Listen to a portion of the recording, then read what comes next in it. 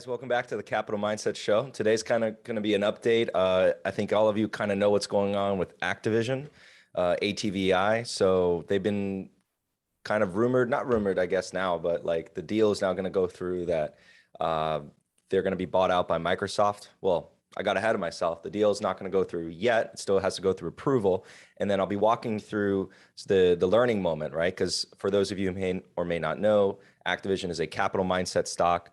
I own capital mindset, average cost basis. I have it written down here.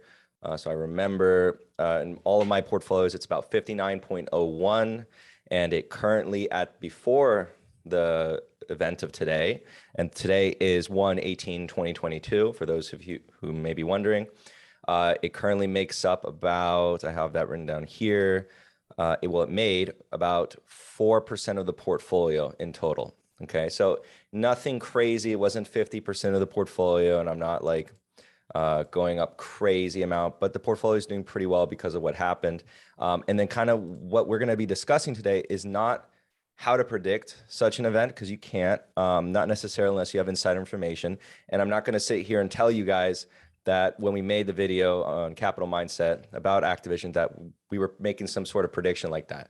What we were basically presenting at the time was a solid business, and then Microsoft saw that solid business trading at a discount and wished to purchase it because of the value that the gaming peripherals will have over the long term. Okay, and the lesson to derive, or at least I want to put out there on the internet, I guess, is kind of like an example, a real life example of what I discussed in the AJRD video. Go look at that video if you want to know exactly what I'm talking about, but I'll be very brief in this video about what I'm talking about. So for those of you who have seen that video, you guys remember that AJRD is a M&A arbitrage play, right?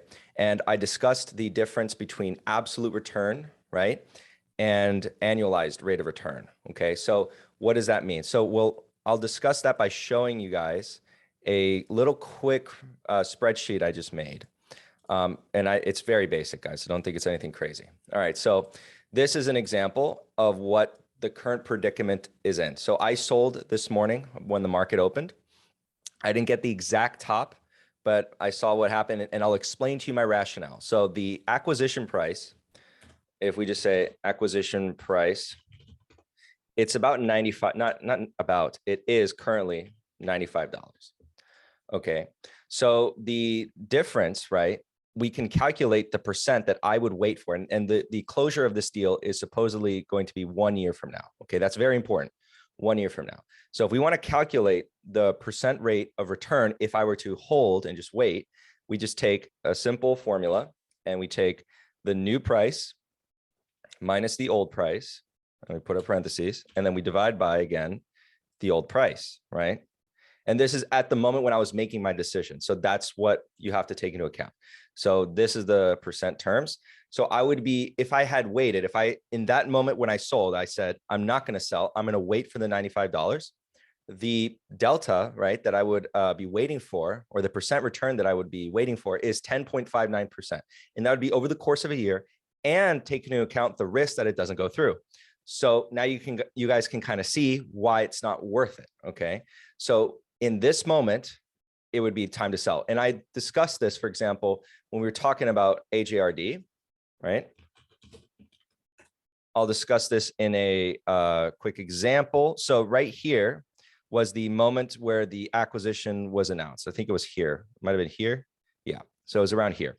And if this had happened to you, if you were holding for whatever reason, this is the same situation I'm in. I was holding for a different reason. I invested in Activision for the business itself. And all of a sudden this gets announced, correct? All right, so as soon as this happens right here, at the time, it was a $56 buyout. And then later they gave a special dividend of $5. But the point is, let's pretend it stayed at 56. You would have waited over a year for those $4 extra dollars around that. And actually it's almost 53. So, but a little bit less, but for the point of the argument, $4 extra. Is that worth the time, right? You have to think about your opportunity cost. I discussed this idea in other videos. As an investor, the opportunity cost is a real legitimate cost that you have to think about, right? So if this was me, I would have thought the exact same thing, because that's my strategy. That's my thought process. That's how I know I would have done it. And I did it just now. So I would have sold it here, even though now I would have missed out on the special dividend. Sure, whatever. For me, it would not have been worth it to wait. And it would have ended up being a good decision in hindsight. Now the situation's a little different. And I've explained that in those videos as to what I'm participating in and why I'm doing it. And then again, those videos are to serve as a thought process to kind of showcase a thought process. Well, coming back to Activision, that is why, right, I'm making this video here today. The lesson here is that looking at the opportunity cost of what occurs in the market, right, I'm going to take my profits. I'm not going to sit here in that very moment when I made that decision and wait for this 10.59%. If you ever find yourself in that situation, that is what you have to consider, right? And it's a nice gain. It's a nice gain. It's 45.57%, and we've only been in it for not that many months. But that's not normal. Okay, that's the happy accident. Ignore that. That's not the lesson of this video. Okay, the lesson of this video is simply put the decision-making process as to what would lead me to sell in that moment. Well, again, just to reiterate, I'm not going to wait for a 10.59% rate of return over the course of over a year, potentially, with the added risk. Okay, there is risk involved. So if going into the future, and I'll say this here now, if in the future the price of Activision comes down substantially and we get another AJRD-esque opportunity, I may re-enter the company. And I would have to do my own analysis on what I believe is the probability that Activision does get acquired by Microsoft, and if the deal doesn't change. So for now, I see that there is a $3 billion breakup fee. So if Microsoft breaks up with Activision, the deal, they have to pay Activision $3 billion. Cool, great. So if it doesn't go through, Activision is going to get a huge cash injection. Remember that in the analysis video where we did, I highly recommend you guys go watch the Activision video. But in that video, we discussed why Activision was a good quality company and the strategy in which we were purchasing. The reason why it never made it as a core holding is it never got into the 40s. Okay, unfortunately. Okay, in hindsight, it would have been awesome to just go all in on Activision, but let's be realistic here. And with the information present at the moment, it did make it to a medium-sized position because it reached into the 50s, where I said it was nibble in the 60s, gulp or bite in the 50s, and then gulp in the 40s.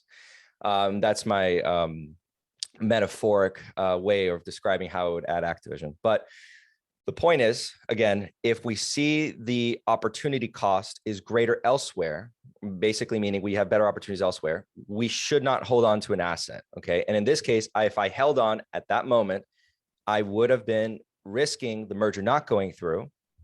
And I've been fighting over 10% gain over 1 year, which really is not worth it. Because if you can kind of think about it, and I have my issues with this thought process, but it's a way of kind of explaining it to people because it's the mantra of the finance industry. So a lot of people can understand it. But the SPY returns on average, and again, I have a problem with this level of logic. The S&P 500 has returned about 10% per year for the past 100 years or something. And if you think about it like that, the S&P 500 gives you a little bit of risk, very little risk in comparison to something like that. And it will give you about the same rate of return. So in that world, in this example world, I would rather go with the SPY than just hold Activision at that price when I made that decision.